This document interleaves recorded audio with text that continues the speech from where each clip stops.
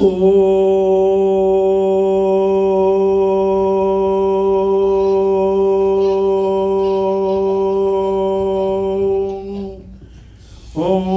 सहना भवतु सहनौ भुनक्तु सह वीर्यं करवावहै तेजस्विनावधीतमस्तु मा विद्विषावहै।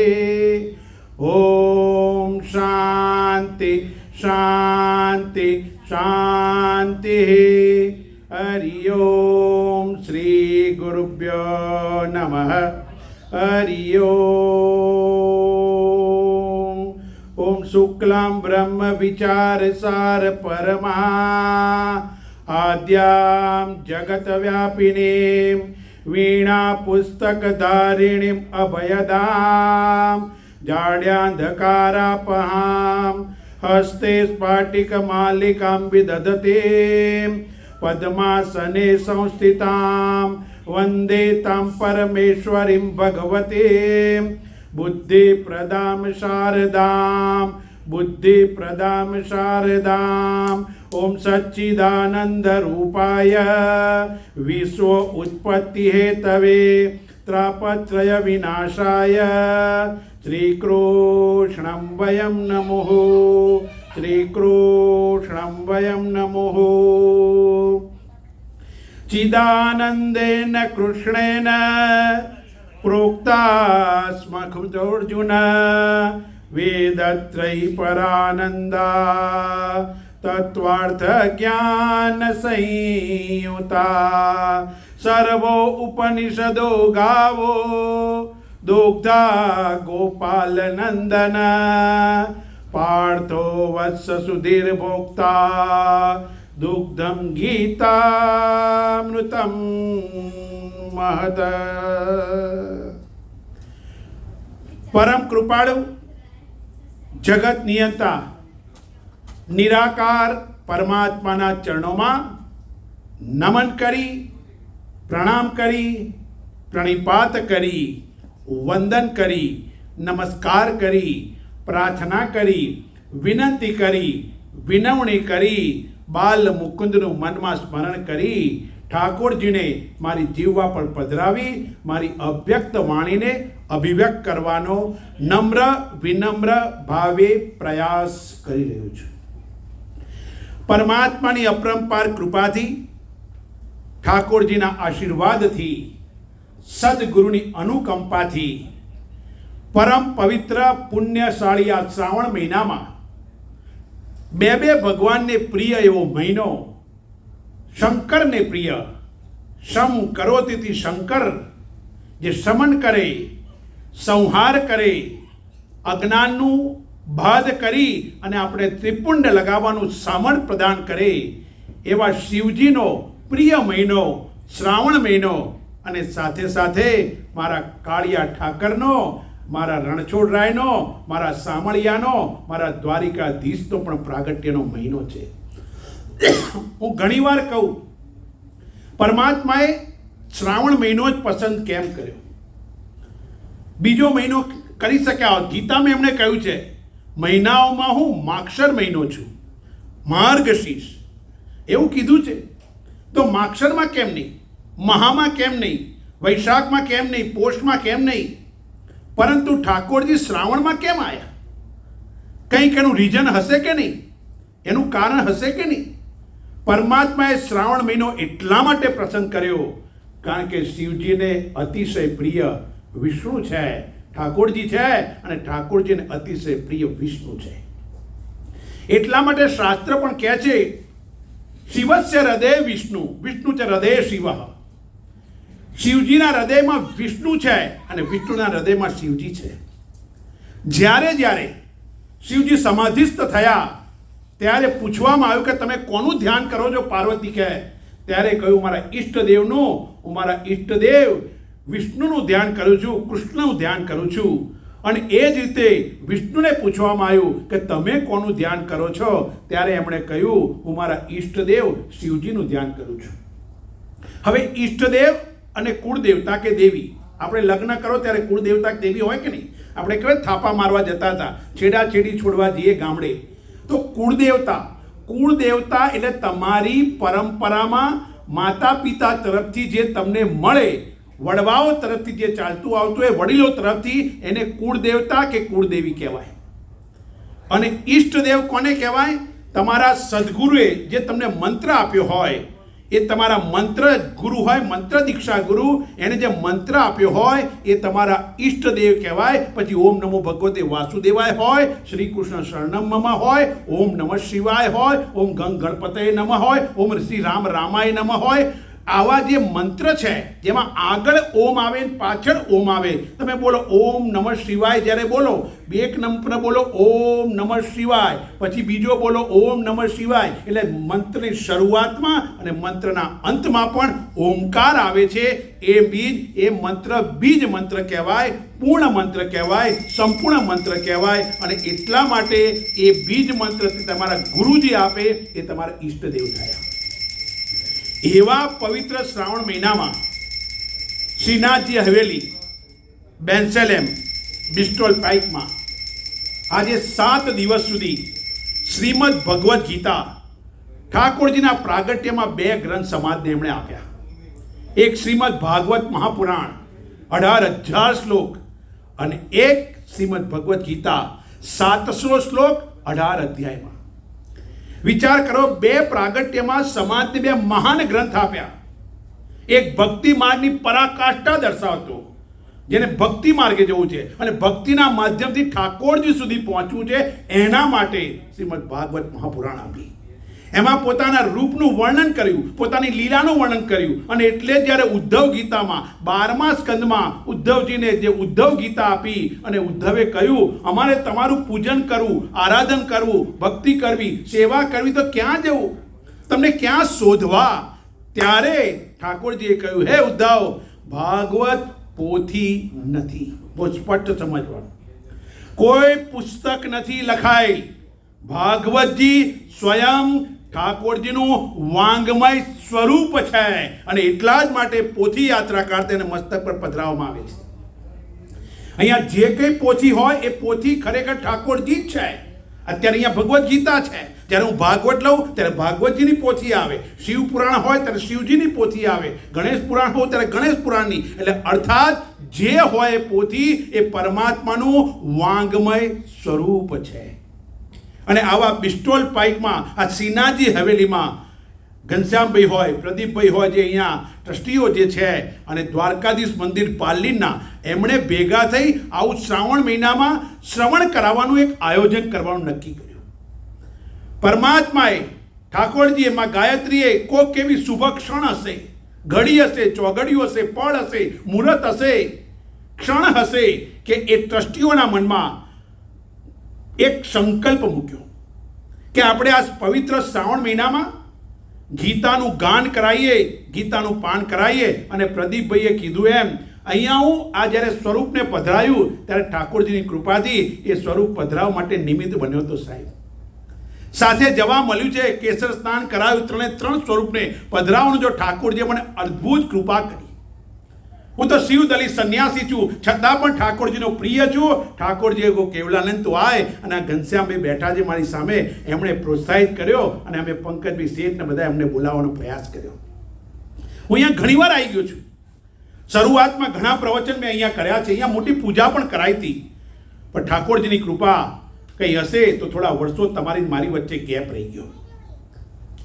અને એટલા માટે કહે છે, એમણે પ્રયત્ન કર્યો કે ભાઈ તમે જાઓ, ઠાકોરજી સમક્ષ વાત મૂકી. અરે સંકલ્પ તો મારા કાળિયા ઠાકરનો છે યાર, આપણે તો માત્ર ફૂલફિલ કરીએ છીએ.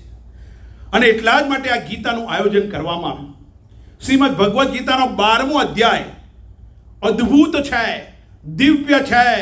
ભક્ત કોને કહેવાય, ભક્તના લક્ષણો કયા, સિદ્ધ સુધી પહોંચવાની યાત્રા કેવી રીતે કરવી, પરમાત્મા સાથે એકાકાર કેવી રીતે કરવું, ભક્તને ભગવાનનું મિલન કેવી રીતે થાય, પણ એના માટે ડેફિનેશન શું જોઈએ, મારામાં લાયકાત કઈ જોઈએ, મારામાં ક્વોલિટી કઈ જોઈએ, મારામાં ક્વોલિફિકેશન કયું જોઈએ, એનું તમામ દર્શન શ્રીમદ ભગવદ્ ગીતામાં 36 આપ્યા છે. એણે 36 સાધનો કયા છે અને સાધન દ્વારા સિદ્ધ સુધી મારા કાળિયા ઠાકરની યાત્રા કરવાનું સામર્થ્ય આવશે. નિષ્ઠાપૂર્વક કહું છું, મારા પરમાત્માની કૃપા છે, શ્રીજી બાવાની કૃપા છે મારી ઉપર. નિષ્ઠાપૂર્વક કહું છું કે 7મા દિવસે 15 તારીખે જ્યારે પૂર્ણ થશે, ઠાકોરજી સાથે એકાકાર થશે અને થશે. મને વિશ્વાસ છે, તમને શ્રદ્ધા હોવી જોઈએ. અને એટલા જ માટે આ 12મો અધ્યાય, પહેલો, બીજો, ત્રીજો, ચોથો ની 12મો અધ્યાય. અને સાચો વક્તા કેટલા બેઠા છે નથી જોતો. સાંભળજો, સાચો વક્તા કેટલા બેઠા છે નથી જોતો, કેવા અધિકારી બેઠા છે એ જોવે છે. સાચો વક્તા હાજરી નથી જોતો, વ્યક્તિની હોજરી જુએ છે. You are blessed one my dear sir, કે તમે અહીંયા આજે પરમાત્માની કૃપાથી પવિત્ર શ્રાવણ મહિનામાં તમે આ શ્રવણ કરી રહ્યા છો.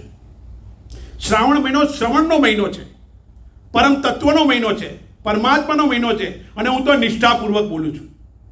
હમણાં દ્વારકાધીશ મંદિર પારલીમાં ઢગલો લોકો વચ્ચે પણ બોલ્યો.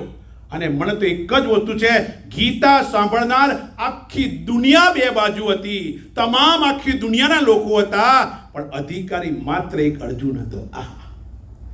પરમાત્માની ગીતા શ્રવણ કરવાનું સામર્થ્ય જો મળ્યું હોય તો એક જ, અને એટલા માટે એક વ્યક્તિ હોય તો પણ નિષ્ઠાપૂર્વક પ્રવચન કરવાનો, નિષ્ઠાપૂર્વક બોલવાનો. મને એ નથી આવડતું ટેલિફોન કરીને પૂછે કે કેટલા લોકો ભેગા થયા પછી હું નીકળું ઘેરથી. એક હોય કે 1000 હોય, એ જ નિષ્ઠા શાસ્ત્ર માટે હોવી જોઈએ સાહેબ. અને એટલા માટે પરમાત્માની અપરંપાર કૃપાથી ઠાકોરજીના પ્રાગટ્ય સમયે મેં કહ્યું 2 ગ્રંથ સમાજને આપ્યા. એક શ્રીમદ ભગવદ્ ગીતા, તેમાં 700 શ્લોક છે. 700 શ્લોક કઈ જગ્યાએ આ ગીતા રૂપી ઘરેણું ક્યાં છુપાયું? શ્રીમદ ભગવદ્ ગીતા કેમ કહી? એને ભગવદ્ ગીતા કેમ કહી? કૃષ્ણ ગીતા કેમ ના કહી? દરેક અધ્યાયના અંતે શ્રી કૃષ્ણ અર્જુન સંવાદે એની વાત આવે તો કૃષ્ણ ગીતા કેમ ના કહી? પરમાત્માએ તો આમાં હદ કરી છે. 15મા અધ્યાયમાં મૃત્યુની ગતિની વાત, મૃત્યુ કેવી રીતે જાય, કયો જીવ ભટકે છે, સમાજમાં ભ્રાંતિઓ કે અમને આ નડે પેલું નડે. કૃષ્ણ પરમાત્માએ ગીતાના માધ્યમથી અદ્ભુત વાત કરી છે.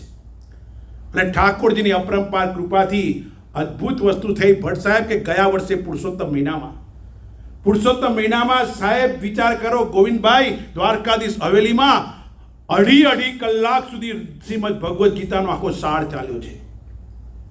2.5 કલાક. સોમવાર મંગળવારે 300 થી 400 માણસ સોમવાર મંગળવારે આવતા હતા. 29-30 વર્ષના ઇતિહાસમાં પહેલી વખત આટલી સંખ્યા. વીકેન્ડમાં તો થાય, પણ જે ચાલુ દિવસોમાં થાય એ બહુ ઓછું કહેવાય. અને પરમાત્માની અપરંપાર કૃપા જુઓ. ગોવિંદભાઈ 7 દિવસ રાખ્યું હતું. શું મારા મુખિયાજી 7 દિવસ રાખ્યું હતું? પહેલા મારો કાળિયો ઠાકર કે કેવલાનંદ સંતોષ નથી, જે આવવાના હતા ન આયા. બીજા 7 દિવસ આપ્યું, 14 દિવસ થયા.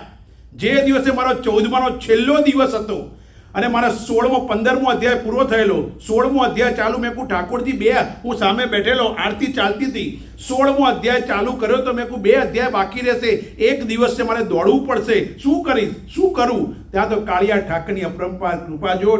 ત્યાંના ટ્રસ્ટીઓએ કીધું સ્વામીજી બીજા 3 દિવસ ખેંચવા પડશે. પરમાત્મા મારો કાળિયો ઠાકર કે કેવલાનંદ, હું 18 દિવસ બોલ્યો છું, તું 17 દિવસ બોલ. અને નિષ્ઠાપૂર્વક મારા જીવનના શ્રેષ્ઠ પ્રવચન કર્યા હોય. આખી ભગવદ્ ગીતાની સમરી 17 દિવસથી 2.5 કલાક આ રીતે નોન સ્ટોપ, કોઈ ભજન નહીં, માત્ર બોલ્યા કરો. અને વાણી ગુમનામ થઈ પરમાત્માની અપરંપાર કૃપાથી. મારા કાળિયા ઠાકરે મારી લાજ રાખી કે 18 દિવસ સુધી, 17 દિવસ સુધી ગીતાનું ગાન કર્યું છે સાહેબ. તમે નસીબદાર છો આજે. અને એમાં તમારી આ દીકરી કાજલ, ગયા વર્ષે મળ્યો છું. પરમાત્માની કૃપા અને એના ઉદરમાં જે બાળક છે ને, એ બાળક નસીબદાર છે. વિજ્ઞાને તો અત્યારે પ્રૂવ કર્યું કે બાળક માના ગર્ભમાં સાંભળે છે. અષ્ટાવક્ર મુનિ 8 વર્ષનું બાળક માના ગર્ભમાં હતા અને એ માના ગર્ભમાં એમણે આખા શાસ્ત્રો ભણ્યા છે. પહેલાદે સાંભળ્યું ઓમ નમો ભગવતે વાસુદેવ, નારદજીના આશ્રમમાં પહેલાદે સાંભળ્યું. અભિમન્યુ, ઠાકોરજીએ પોતાના બહેનને કોઠાની વાત કરતા હતા, અભિમન્યુએ સાંભળ્યું છે. માટે કહે ને ત્યાં શ્રીમંત વખતે ગાય છે ગુજરાતમાં, અભિમન્યુ બાંધે કુંતા બાંધે, અભિમન્યુ અમર રાખડી રહેલો. 7મા મહિને શ્રીમંત વખતે એક રાખડી બાંધેની માં. કેમ? બાળકની રક્ષા કરતી. કેટલું અદ્ભુત સામર્થ્ય હોય તો શ્રવણ કરી શકે. અને એટલા માટે આ ગીતાનું શ્રવણ, ગીતાના 700 શ્લોક અદ્ભુત છે. અધિકારી હોય એને આ શ્રવણ કરવા મળે. ભારતીય પરંપરામાં 2 મહાન ગ્રંથ છે, એક રામાયણ અને એક મહાભારત.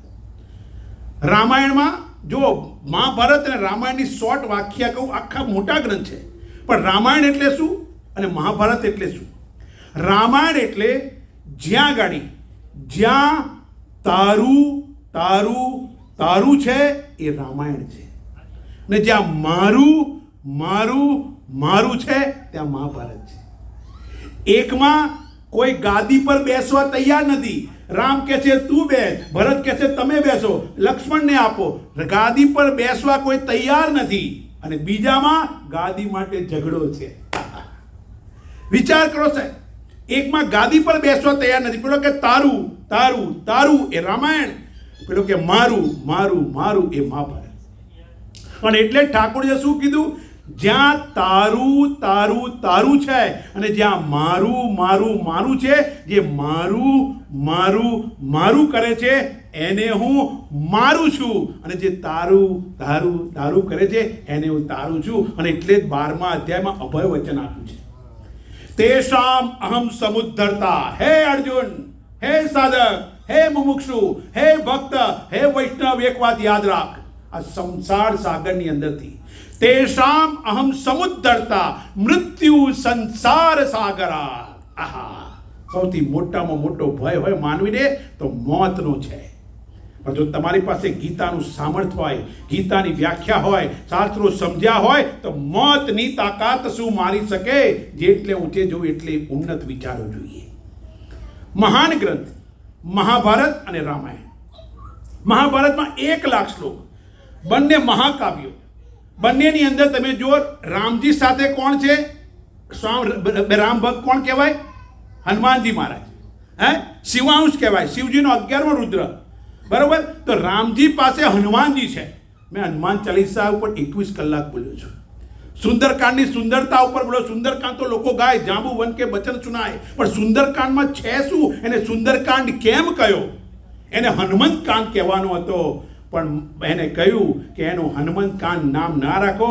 હનુમાનજીએ કીધું મેં કંઈ કર્યું નથી, મારા રામજીની કૃપા છે, એટલે એનું સુંદરકાંડ નામ વાસી ત્યાં લખનારે આપ્યું. અને ત્યારે માતા અંજનાએ કહ્યું કે બેટા તારું નામ પહેલેથી સુંદર જ રાખ્યું હતું, એટલે સુંદરકાંડ નામ રાખ્યું. પણ સુંદરકાંડ કેમ? તો હનુમાનજી મહારાજ કોણ? રામજી પાસે હનુમાનજી છે. ભક્તિની પરાકાષ્ઠા, સ્વામી ભક્તિ એટલે હનુમાનજી મહારાજ. અને એક બાજુ શિષ્યની પરાકાષ્ઠા, શિષ્યની શ્રેષ્ઠતા એટલે અર્જુન છે. એકમાં સંપૂર્ણ સરુંડર છે, બીજામાં શરણાગતિ છે. અર્જુન અને હનુમાનજી આ મહાભારતની અને રામાયણના 2 મહાન અવતારો. એક રામ અવતારમાં રામજી થયા અને કૃષ્ણ અવતારમાં કૃષ્ણ થયા. વિચાર કરો, બંને એકે મર્યાદાનો સંદેશ આપ્યો અને એકે શેનો સંદેશ આપ્યો? પૂર્ણતાનો સંદેશ આપ્યો. ઠાકોરજીને પૂર્ણ પુરુષોત્તમ કહેવાય કે નહીં? અલા કે ના તકો, ઠાકોરજીને પૂર્ણ પુરુષોત્તમ કહેવાય અને રામજીને મર્યાદા પુરુષોત્તમ. કેમ આવું કર્યું લોકો? મર્યાદા પુરુષોત્તમ. અને બંનેના જન્મ માટે જુઓ, રામજી આવ્યા ક્યારે? બપોરે 12 વાગે, અને કૃષ્ણ ક્યારે પ્રગટ થયા? રાતે 12 વાગે. 24 કલાકનું અંતર કેમ રાખ્યું? જો તમે 12 વાગે બપોરે, એટલે રામજીએ કહ્યું બેટા પ્રવૃત્તિ એટલે તું કાર્ય કરતો હોય, કોઈ કામ કરતો હોય તો બપોરે 12 વાગે પ્રવૃત્તિ થોડી અટકાવી અને ભોજન લઈ લે. એટલે પ્રવૃત્તિ પર નિયંત્રણ રાખવા, મર્યાદિત કરવા માટે રામ બપોરે 12 વાગે આવ્યા. અને રાતે કામનાનો આવેગ હોય તો કામને દૂર કરવા માટે કૃષ્ણ આવ્યા છે. અને બંનેનું પ્રાગટ્ય એક 8મે આવ્યા. જો મર્યાદા અને પુરુષોત્તમ કેમ કહેવાય? પૂર્ણ પુરુષોત્તમ. એક આવ્યા છે 8મના દિવસે અને બીજા આવ્યા છે 9મના દિવસે. રામનવમી હમણાં આવશે, તો રામનવમીના દિવસે. તો રામજીએ 9ની મર્યાદા તોડી નથી.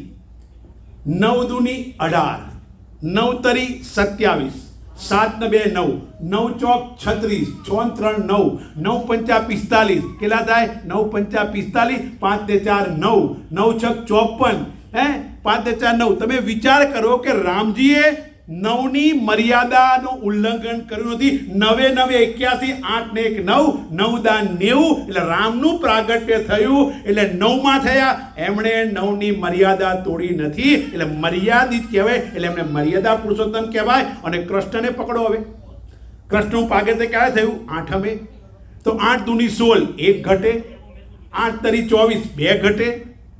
એટલે કૃષ્ણને તમે વર્તુળ ક્યાંય દોરો તો વર્તુળ ક્યાંથી શરૂ થયું એને પકડી ના શકાય, એટલે ઠાકોરજીને ક્યાંયથી પકડી ના શકાય માટે એને પૂર્ણ પુરુષોત્તમ કહેવાય. એક મર્યાદાથી ભરેલું સરોવર છે, બીજું ગુગાવતો સાગર પૂર્ણતાનો.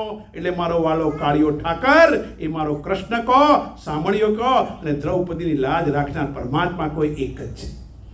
એટલે એક બાજુ મહાભારતની અંદર, મહાભારતમાં કૃષ્ણ અવતાર સાથે અર્જુન છે, એક બાજુ વિચાર કરો, એક બાજુ પરમાત્માની કૃપાથી રામા અવતાર અને હનુમાનજી મહારાજ, બંનેની પરાકાષ્ઠા. અને એટલા માટે ભગવાન વેદ વ્યાસે રચ્યા છે, માટે કહે છે ને, નમોસ્તુ તે વ્યાસ વિશાલ બુદ્ધે પુલ્લાર વિંદાયત પત્ર નેત્ર એન ત્વયા ભારત તૈલ પૂર્ણ પ્રજ્વાલિતો જ્ઞાનમય પ્રદીપ. જેમની બુદ્ધિ વિશાળ છે, જેમની આંખો શુદ્ધ અને પૂર્ણ વિકસિત કમળના પત્ર સમાન સુખદાયક છે, જેમણે મહાભારત રૂપી તેલથી પૂર્ણ જ્ઞાન સ્વરૂપ દીપકને સારી રીતે પ્રગટાવ્યો છે, એવા વેદ વ્યાસને મારા નમસ્કાર છે. હવે આપણને શંકા થાય જેની પર મારે વિચાર કરવાનો છે. શ્રીમદ ભગવદ્ ગીતા. તો ભગવદ્ ગીતા આવેલી છે ક્યાં? કોઈ પણ ઉપદેશ આપણે શ્રવણ કરીએ, ચોપડી ભણીએ, તો આપણે કોઈ કહે તો કે આ કઈ ચોપડીમાં છે? ઇતિહાસમાં છે, ભૂગોળમાં છે, ગણિતમાં છે, કઈ જગ્યાએ છે? એટલે કોઈ પણ ગ્રંથને સાંભળતા પૂર્વે, શ્રીમદ ભગવદ્ ગીતા ઉપર વિચાર કરતા પૂર્વે એ ગ્રંથનું સ્થાન ક્યાં છે, એ ગ્રંથ ક્યાં આવેલો છે, એને સમજવા માટે શું કરવાનું? એ ઉપદેશનું ફળ કોણ છે? ઉપદેશ કોના દ્વારા આપવામાં આવ્યો છે? તો કહે છે વ્યાસેન ગ્રથિતામ પુરાણ મુનિનામ મધ્યે મહાભારત. આ મધ્યમાં છે. આપણા સૌનું જીવન કહું સાહેબ મધ્યમાં છે. એક બાજુ પુણ્ય છે, એક બાજુ પાપ છે. એક બાજુ ધર્મ છે, બીજી બાજુ અધર્મ છે. એક બાજુ જન્મ છે, બીજી બાજુ મૃત્યુ છે. એક બાજુ આધિ છે, બીજી બાજુ વ્યાધિ છે. માણસનું જીવન બેની વચ્ચે પછડાઈ રહ્યું છે. અને એટલા માટે કહે છે મધ્યમાં. મધ્યનું મહત્વ છે. બધું જ કરો પણ મધ્યમાં રહેવાનું. હું કાયમ માટે કહું છું, ઘરે જઈને વિચારજો, મારી આંખને જોવાની શક્તિ આપે છે કોણ? મને કાનો ઓછું સંભળાય છે જાણે છે કોણ?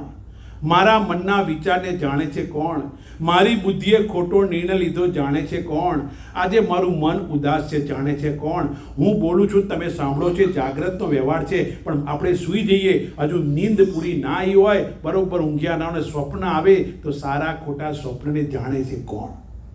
સ્વપ્ન આવે ત્યારે સ્વપ્ન સારું ખોટું સવારે કહીએ પત્નીને કે આવું સ્વપ્ન આવ્યું, આવું સ્વપ્ન આવ્યું, તો મારા સારા ખોટા સ્વપ્નને જાણે છે કોણ? મારી સુષુપ્તિવતા, પ્રગાઢ નિદ્રા, ડીપ સ્લીપ, એને જાણે છે કોણ? આહા, કોક તો એવો છે જે જાણે છે, અને એ મધ્યમાં રહી બધું જ કરાવે છે. બીજું કશું ના કરો તો એક જ કરો, મધ્યમાં ઠાકોરજીને રાખો. એ પ્રભુ, તારી કૃપાથી મારો જીવન વ્યવહાર ચાલે છે.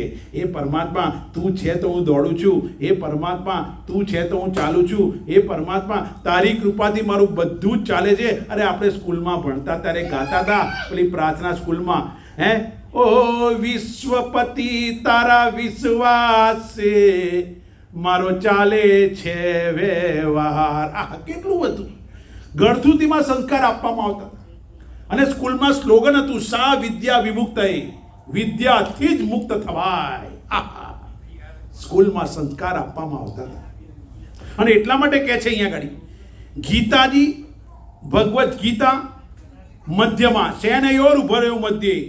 મધ્ય શબ્દ મહત્વનો છે. એટલે કૃષ્ણ અહીંયા આગળ ગીતાજીની અંદર પરમાત્મા, અહીંયા કોઈ વાદ નથી, વિવાદ નથી, પણ સંવાદ છે.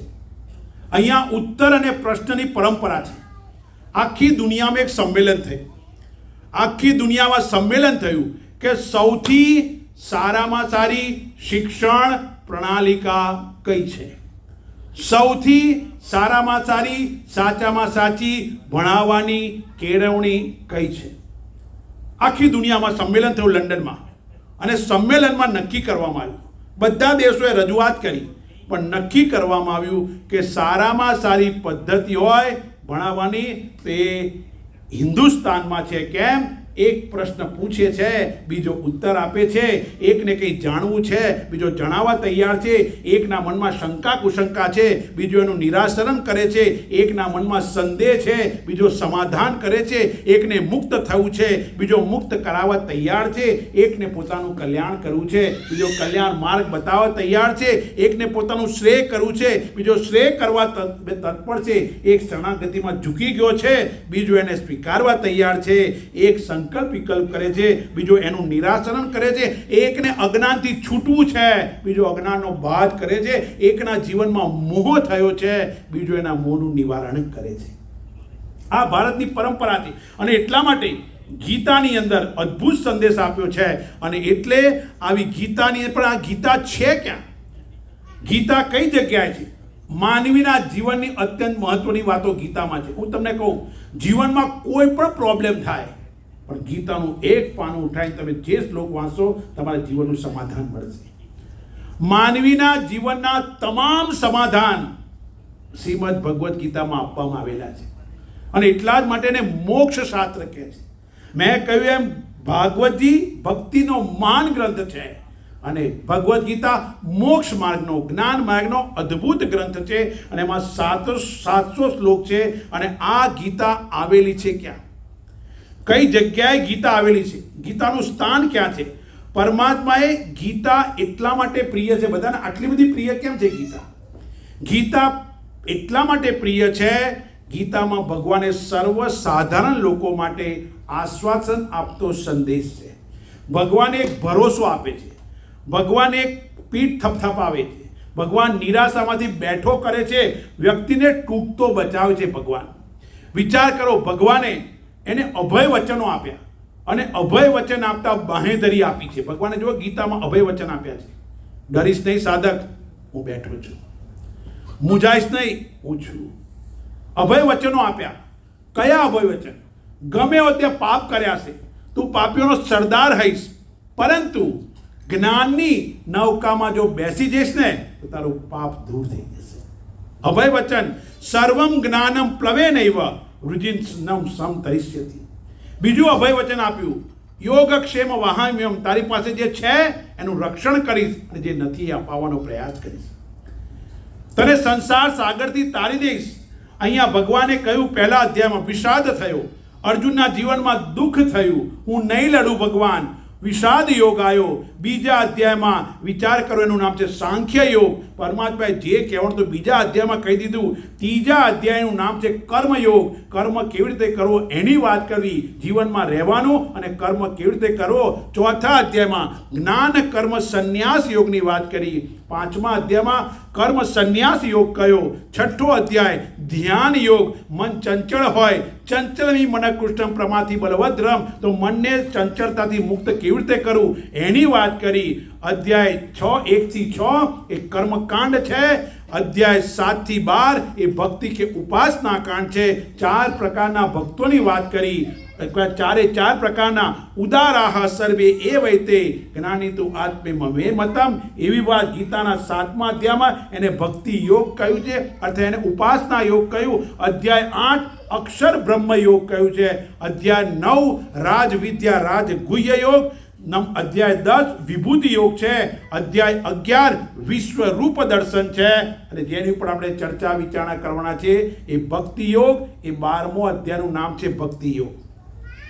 ભક્તિ યોગ ઉપર ચર્ચા કરીશું. પણ આની અંદર આનું મહત્વ આટલું કેમ છે? આનું મહત્વ આટલા માટે છે કારણ કે ભાગવતીના સ્કંદ 12 છે. ભગવાનના 12 અંગોનું નિરૂપણ છે. ભગવાનના આદિત્ય સ્વરૂપ દ્વાદશ આત્મા છે.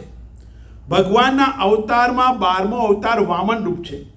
ભગવાનમાં વામન રૂપે ચિત્તમાં આવે છે અને આમાં અનેક દ્રષ્ટિકોણથી એને 12મો અધ્યાયને ભક્તિ યોગ કહેવામાં આવ્યું છે. ભક્તિ શબ્દમાં અનેક વસ્તુ આવી જાય. એક ભજ ધાતુ, ભક્તિમાં ભજ, અને ભજ ધાતુથી ભક્તિ બને. તો ભક્તિ એટલે ભજન કરવું, પૂજન કરવું, આશ્રય કરવો, ધારણ કરવું, પસંદ કરવું, આચરણ કરવું, ભાગ કરવા, જુદું કરવું, દીપવું, શોભવું, ભોગવવું, હિસ્સો આપવો અને જવું આ ભજના લક્ષણો. ભક્તિ અર્થાત આપણી પાસે જે કંઈ છે ટોટલ ઠાકોરજીને સમર્પણ કરી દેવા. તેરા તુજકો અર્પણ આપણે રોજ કહીએ છીએ. પરમાત્માને અર્પણ કરીને જીવો યાર. માટે કવિઓ કહે છે ને, પ્રભુ તમે છો મારા જીવન રથના સારથી. તમે મારા જીવન રથના સારથી છો. મારો રથ જ્યાં લઈ જવો ત્યાં તમે લઈ જઈ શકો છો. અને એટલા જ માટે વિચાર કરવાનો કે પરમાત્માની અપરંપાર કૃપા છે.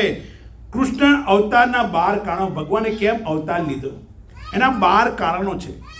આપણે જે ગીતા સમજવાની છે પહેલાં કૃષ્ણને સમજવો પડે તો એની ગીતા સમજાય. કૃષ્ણ અવતારના 12 કારણો કયા? ધર્મની સ્થાપના નંબર 1. નંબર 2 કૃષિ કર્મ ખેતી માટે. નંબર 3 પૃથ્વીને રસાતાળ થતી બચાવવા માટે.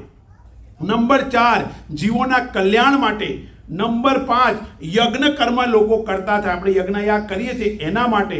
નંબર 6 યોગનો પ્રચાર, યોગિક ક્રિયાઓ જે છે એના પ્રચાર માટે. નંબર 7 લોકો સત્કર્મ કરતા થાય એટલા માટે. નંબર 8 અસુરોના નાશ માટે. નંબર 9 ભક્તિના પ્રચાર માટે.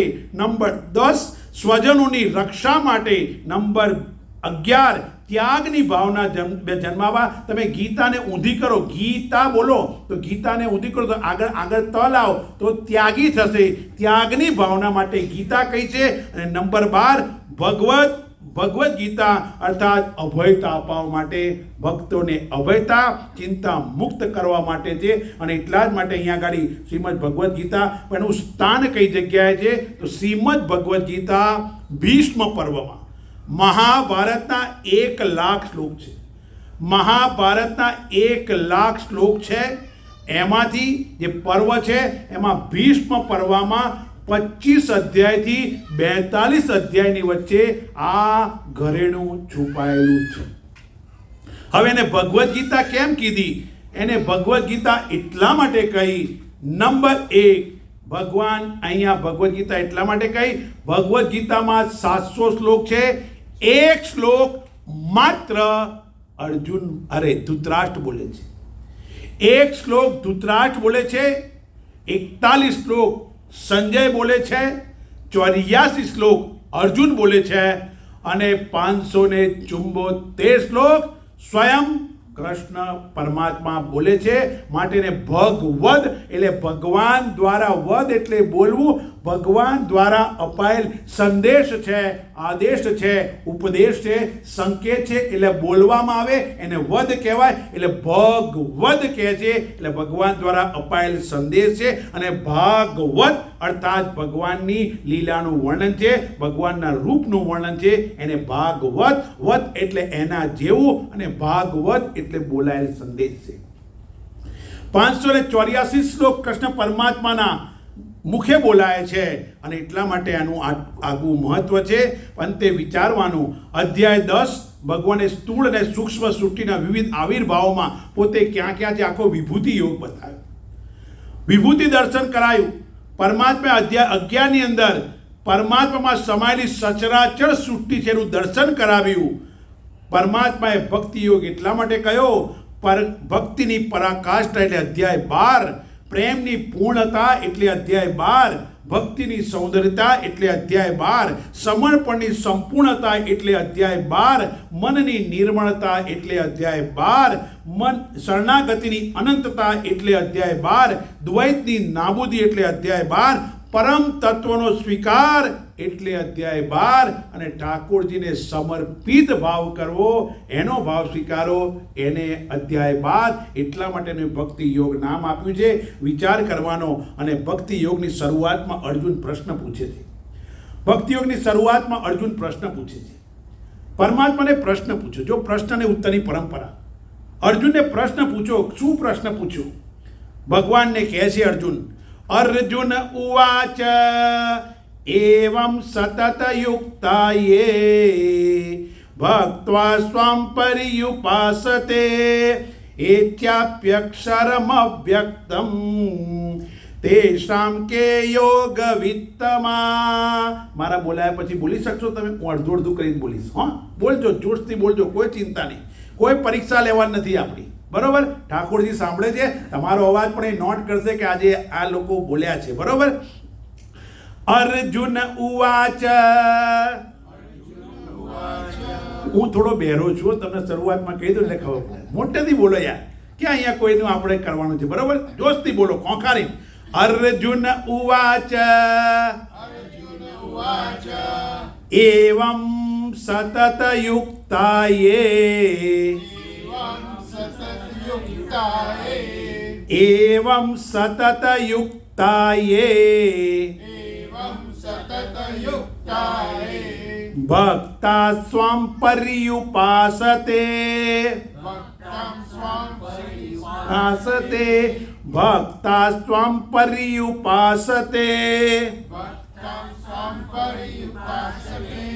એ ચાપ્યક્ષરમવ્યક્તમ. એ ચાપ્યક્ષરમ અવ્યક્તમ. એ ચાપ્યક્ષરમવ્યક્તમ. ક્ષરમવ્યક્તમ તેષામ કે યોગ વિત્તમાં.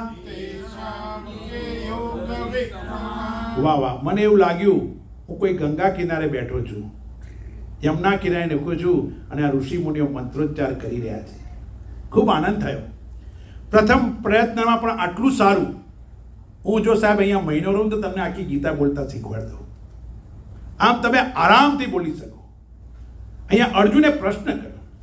અર્જુન કોણ? પણ બહુ સમજવાનું. હું કાયમ ગીતા લઉં ને ત્યારે કહું, હું કાયમ માટે કહું, સમજવાનું. ગીતાનું શ્રવણ કરો ને ત્યારે પોતાની જાતને રમણ મગન છગન નહીં, કાંતા શાંતા રમીલા નહીં, પોતાના નામથી નહીં.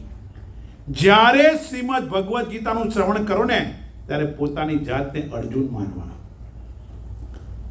અર્જુન બોલે છે, આ અર્જુન નહીં, આપણે જ બોલીએ છીએ. અને જ્યારે ભાગવતનું શ્રવણ કરો ત્યારે માનવાનું કે હું રાજા પરીક્ષિત તરીકે બેઠો છું. જ્યાં સુધી તમે એની સાથે તાદાત્મ્ય નહીં કરો ત્યાં સુધી તમારો પત્તો ખાશે નહીં. તમે નોકરી કરતા હો, સાચું કહેજો, તમને પ્રિસિઝન કામ મળ્યું, એકદમ જોરદાર કામ મળ્યું. હવે એ કામમાં તમે ગફલત કરો, પણ હવે ધારો કે વેલ્ડિંગ કરવાનું કામ મળ્યું કે એવું કંઈ કામ મળ્યું, હવે તેમાં ગડબડ કરો તો લોચો થાય કે નહીં? અલા કે ના તો કહો. તમારું ધ્યાન ક્યાં હોય? એમાં હોય. હજુ જમવા બેઠા હોય ત્યારે તમે મોબાઈલ જુઓ, ટીવી જુઓ, બીજું ચાલે, પણ જે કાર્ય કરતા હોય એમાં ધ્યાન ન આપ્યું તો મુશ્કેલી થાય કે નહીં? સમજી એ જવા દો. હવે તમે અહીંયા ગાડી ચલાવતો હોય, બરોબર, મસ્તીથી ગાડી રોડ ખુલ્લો, આમ આમ આમ આમ ડાફેર અમારો ચાલે ખરું? લા અલા આખે ના તો કહો. ડફ દિન થાય, વીમો વધી જાય. હે, જે કાર્ય કરો જો એમાં કરતા હોય એની સાથે ટોટલી જોડાઈ જાઓ તો જ તમારું કાર્ય સફળ થાય. એક્ઝેક્ટલી એવી રીતે જ્યારે શ્રવણ કરો ત્યારે પોતાની જાતને અર્જુન માનો. રાજા પરીક્ષિત ઝૂકી ગયો. વિચાર કરો, ઝૂકી જવાનું. રાજા પરીક્ષિત ઝૂક્યો સુખદેવજીના ચરણોમાં. સમાજને શ્રીમદ ભગવદ્ ગીતા મળી, અરે ભાગવત મહાપુરાણ મળ્યું. અર્જુન ઝૂક્યો કૃષ્ણના ચરણોમાં. શ્રીમદ ભગવદ્ ગીતા મળી. 8 વર્ષના બાળકના ચરણોમાં રાજા જનક ઝૂક્યો. અષ્ટાવક્ર ગીતા મળી. વિચાર કરો કે આ જ વસ્તુ આ રામ ભગવાન રામ જેવા રામ ઝૂક્યા વાસિષ્ઠ મુનિના ચરણોમાં. સમાજને યોગ વાસિષ્ઠ મહારામાયણ મળ્યું છે. સાહેબ વિચાર કરવાનો, ઝૂકી જવાનું. અને જે ઝૂક્યા છે ને, ઝૂકતા વહી હૈ जिसमें जान होती है. झुकता वही है जिसमें जान होती है. अकड़ तो मुर्दे की पहचान होती है. અકડ રાખી તો ગયા. તાળનું ઝાડ આપણે ગામડામાં જોયું, તાળનું ઝાડ હોય તો પડીને ડપથી હેઠું પડશે. પણ જો આપણી પાસે વિચાર કરવાનો નાના ઘાસ જેવા હોય તો ઝૂકી જઈશું, પાછા ઉભાઈશું. મેં સાહેબ આ કોરોના કાળમાં બધા ભલભલા મૂછે લીંબુ ઉતરી ગયા. બધા ભલભલા મહારથીઓ એમ કહેતા બધું હું ચલાવું છું, મારા વગર ફેક્ટરી ના ચાલે, મારા વગર આ ના ચાલે, મારે હું છું એટલે બધું ચાલે છે. अला एवाने कहवानुं जिंदगी तो अपने ही कदमों पर चलती है यारो, अरे जिंदगी तो अपने ही कदमों पर चलती है यारो, औरों के कंधों पर तो जनाजा निकलता है। कहीं नहीं करे तोय चालशे जीवन तारुं, पण आपणे विश्वास नथी परमात्मा।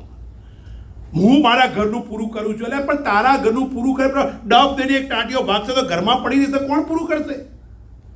અરે વિચાર કરો, આપણે તો બધા હતા, ચલો કોરોનામાં હતા, અનાજ ભરીએ, બીજું ભરીએ, આપણા ગઈડિયા ભરતા હતા, પંખીઓ ક્યાં ખાવા ગયા? કોઈ દાડો એવું સાંભળ્યું કે ગાયે આટલા મણ આટલા પૂરા ભરી દીધા? કોઈ દિવસ સાંભળ્યું કે કબૂતરે જુવારના બોરા ઘરમાં ભરી દીધા? એને ખબર છે કે રમણલાલ હવારે નીકળશે ને મને જુવાર નાખશે યાર. ગાયને ખબર છે કે મને ઘાસ મળવાનું છે, પરમાત્માના ભરોસે છે. એક માનવી અહંકારમાં પોતે પોતાનું કર્યા. એ નથી વિચારતો કે મારા હિસાબે નહીં, મારો કાળિયો ઠાકર, મારો દ્વારકાધીશ બેઠો છે માટે મારું ગાડું ચાલે છે. અહીંયા અર્જુન જ્યાં સુધી એવું સમજતો હતો, અર્જુનને પણ અહંકાર હતો. હું સેનાધિપતિ, પાંડવોનો સેના, આટલી મોટી સેનાનો સેનાધિપતિ છું. અર્જુને આદેશ આપ્યો, હે પરમાત્મા, મારો રથ બે સેનાની વચ્ચે લઈ જાઓ. સેનયોર ઉભયોર મધ્યે, પહેલા અધ્યાયમાં કીધું, રથમ સ્થાપ હે અચ્યુત, મારો રથ બે સેનાની વચ્ચે લઈ જાઓ. કૃષ્ણ પરમાત્મા કંઈ બોલ્યા નથી. અર્જુન જોયું મોં પર અહંકાર છે.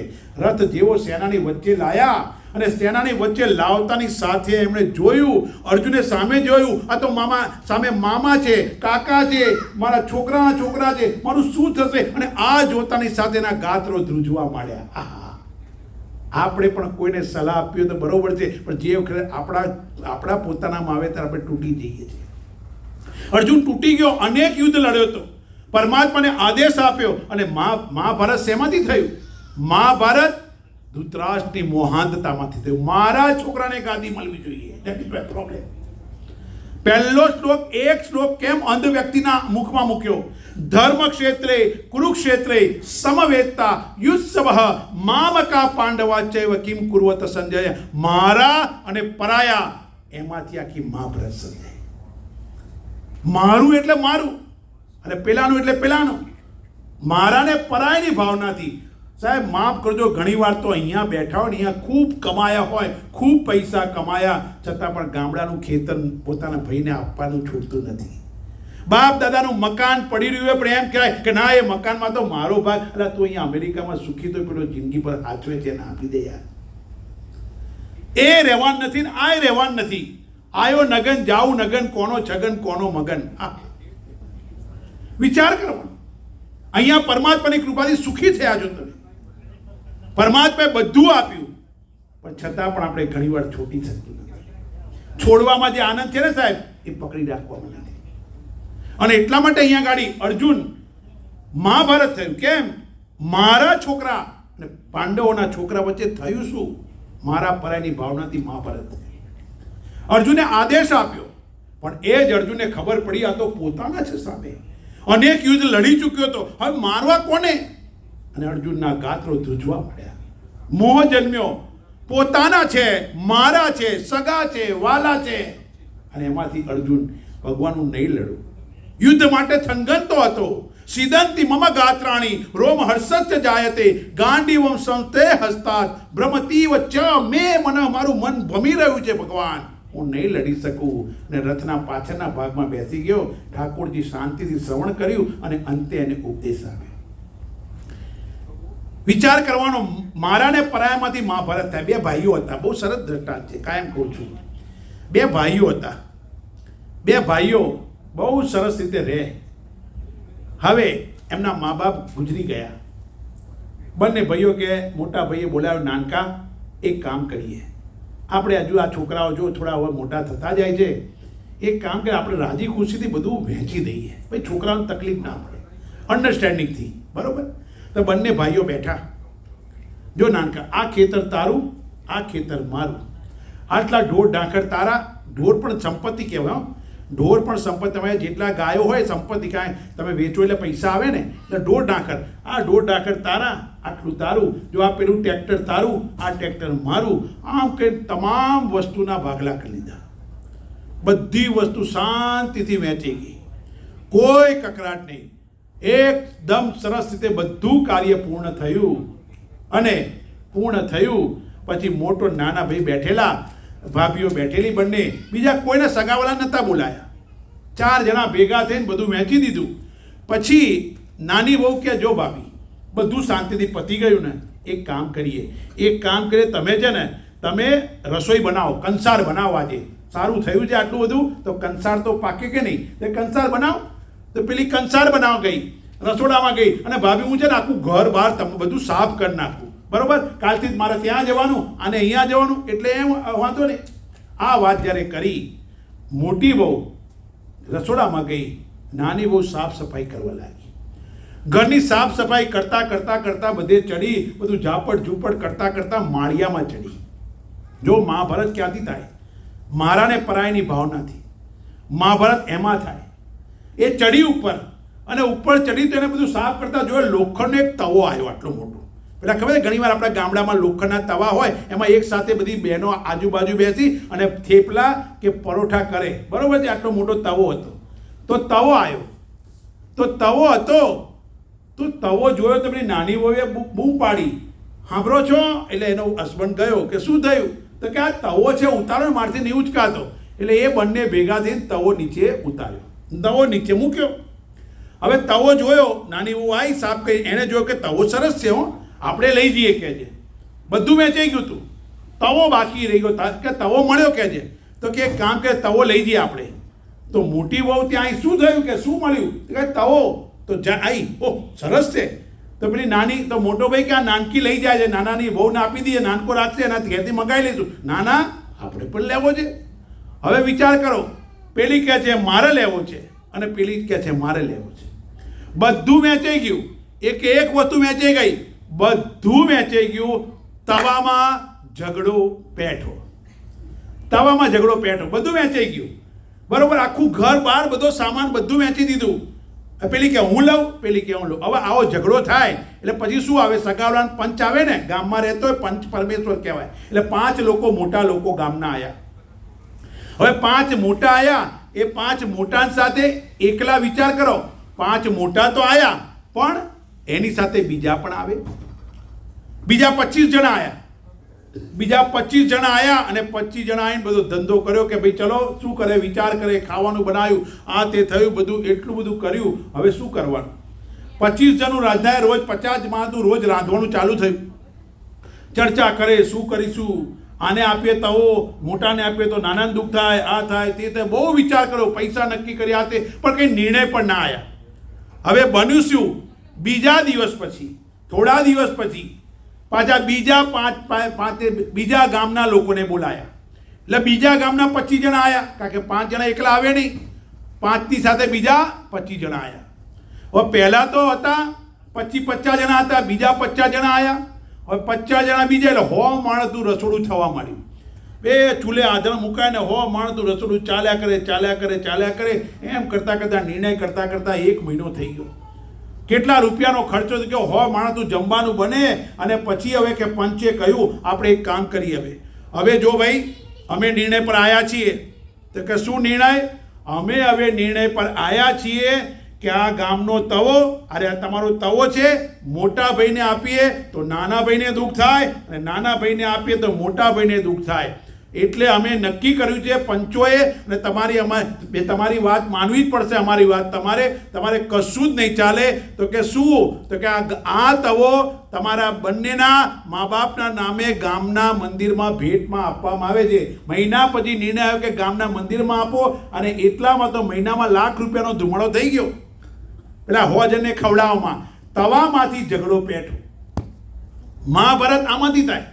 નાની વસ્તુ કોઈને છોડવું નથી. એકવાર છોડી જુઓ યાર, મજા આવશે. અને એટલા માટે અહીંયા ગાડી અર્જુને ના પાડી અને પરમાત્માએ સંદેશ આપવાની શરૂઆત કરી. છતાં અર્જુન ના સમજો. 1 અધ્યાય, 2 અધ્યાય, 3 એમ કરતા અર્જુન પ્રશ્ન પૂછતો ગયો, અને પરમાત્મા 12મા અધ્યાયમાં છતાં પણ અર્જુન હવે પ્રશ્ન પૂછે. શું પ્રશ્ન પૂછ્યો? અર્જુન ઉવાચ એટલે બોલ્યો. અર્જુન બોલ્યો, પણ શું બોલ્યો? એવમ સતત યુક્તાય ભક્તા ત્વામ પરિચુપાસતે. એ રીતે નિરંતર સતત પરમાત્માના ધ્યાનમાં હોય, પરમાત્મામાં ધ્યાનમાં યુક્ત થયેલો જે ભક્ત છે, એ પરમાત્માને મૂર્તિ રૂપે, સગુણ રૂપે, સાકાર રૂપે આપને ઉપાસે છે. એક પ્રકારના ભક્તો સાકાર રૂપે ઉપાસે, અન્ય ચ એ અપી અવ્યક્તમ, અને બીજો કોઈ ભક્ત આપને નિરાકાર રૂપે માને, આ સંપૂર્ણ જગત આપનું છે એવું માને.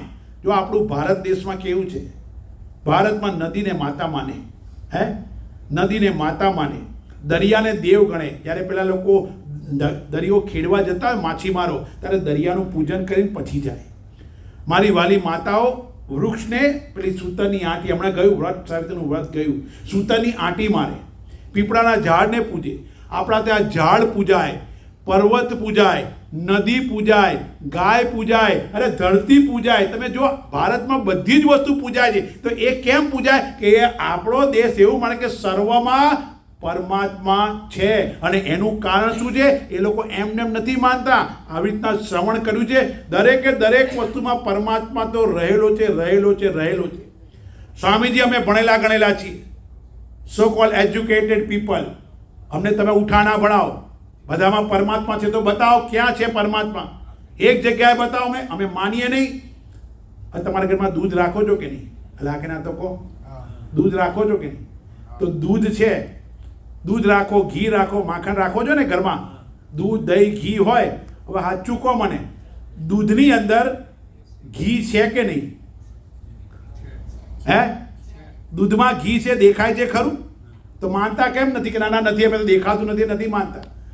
અલા, દૂધમાં ઘી છે, દૂધને જામાવો એટલે દહીં થાય, દહીંની મલાઈ થાય, મલાઈમાંથી તમે નીકાળો અને દહીંને વલણો કરો એટલે માખણ બને, અને માખણમાંથી ઘી બને.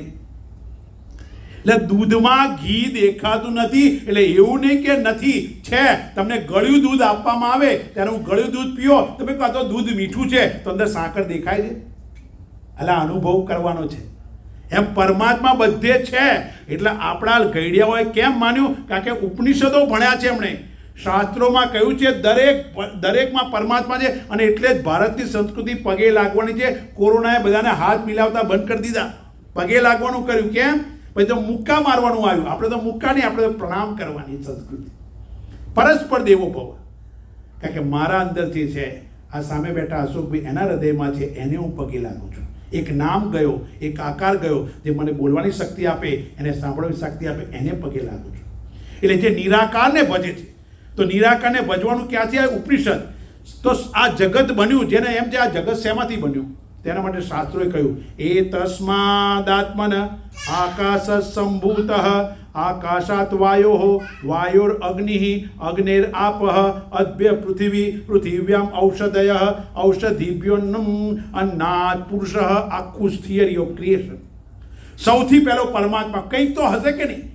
એમાંથી આકાશ, પંચમહાભૂત કહીએ છીએ, આકાશ બન્યું. આકાશમાંથી વાયુ, વાયુમાંથી અગ્નિ, અગ્નિમાંથી જળ, જળમાં પૃથ્વી, પૃથ્વીમાં અનાજ, અનાજ આપણે ખાધું, એમાંથી લોહી બન્યું, લોહીમાંથી શક્તિ બની, અને શક્તિમાંથી આખી પ્રજોત્પત્તિ ઉત્પન્ન થઈ. તો યથા પિંડ તથા બ્રહ્માંડ એટલા કહેવાય. આ લાકડું છે, એને હું સ્પર્શ કરું, સાચું કહેજો, લાકડાને સ્પર્શ કરતા પરમાત્મા પરસાઈ ગયો કે નહીં?